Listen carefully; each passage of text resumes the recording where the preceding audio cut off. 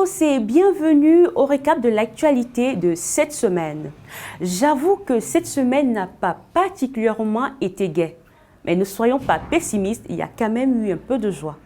J'ai une pensée pour nos frères de la région du littoral qui ont connu des inondations. Les populations de Douala, Edea et Nkonsamba ont fait face aux graves inondations les 19, 20 et 21 août 2020. Le bilan humain fait état de 2 morts et 700 familles sinistrées. Notons que les 2 morts ont été enregistrés dans la ville d'Edea.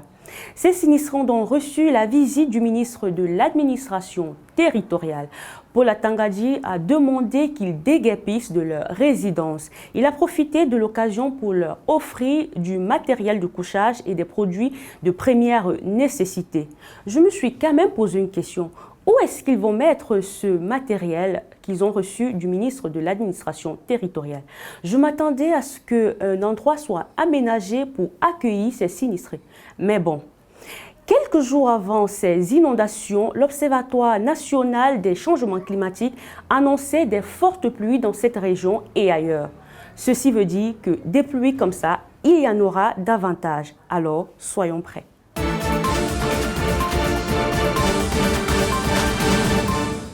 En parlant d'être prêts, il y en a qui n'ont pas eu le temps de se protéger de cette catastrophe naturelle. Au village Kongombo, de fortes pluies ont provoqué des glissements de terrain qui ont à leur tour provoqué des dunes de plus de 25 mètres. 4 personnes sont donc décédées. Il ne manquait plus que ça quand on sait que ce village est coupé du reste du Cameroun à cause du manque de routes et de l'énergie électrique.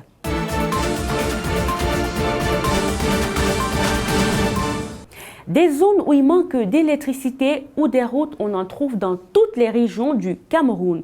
Ce sont de telles situations qui révolteraient certains leaders de l'opposition camerounaise. Un qui s'est exprimé cette semaine, c'est Maurice Kamto.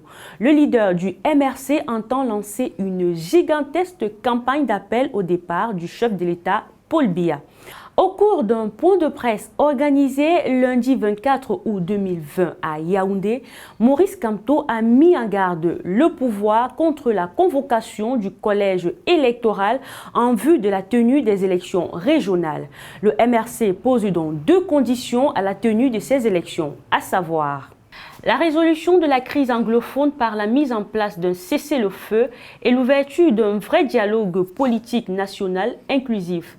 La deuxième condition est la réforme consensuelle du système électoral actuel dont tout le monde reconnaît qu'il garantit les fraudes électorales massives. Si les 2 conditions ne sont pas remplies, le MRC va lancer sa campagne.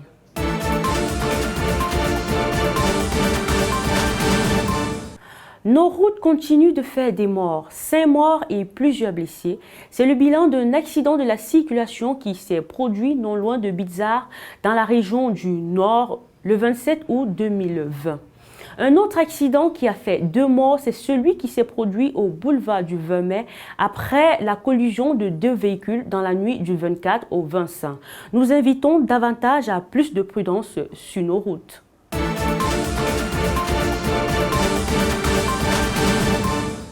Il y en a qui ont dormi dans la joie, ce sont bien sûr les Lions indomptables du Mondial 90. Ces héros ont donc reçu les clés de leur logement, une promesse faite par le chef de l'État il y a 30 ans. Une cérémonie a été organisée en leur honneur le 27 août 2020 au Palais polyvalent des sports de Yaoundé. Notons que ces maisons sont accompagnées des titres de propriété. Certains ont profité pour demander que ces titres soient mis au nom de leur enfant. JDC Recap profite de l'occasion pour adresser une fois de plus à la famille de Stéphane Tato, l'une de ses anciennes gloires, ses condoléances. Celui-ci est donc décédé le 31 juillet 2020 et sera inhumé ce 29 août 2020 en Volier.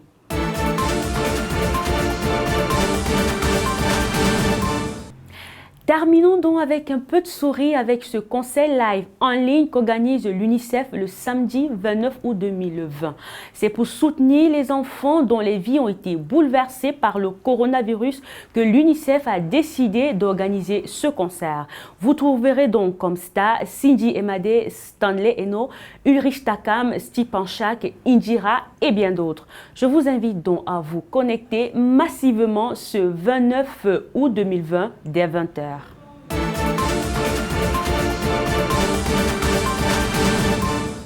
Nous sommes arrivés au terme de ce recap.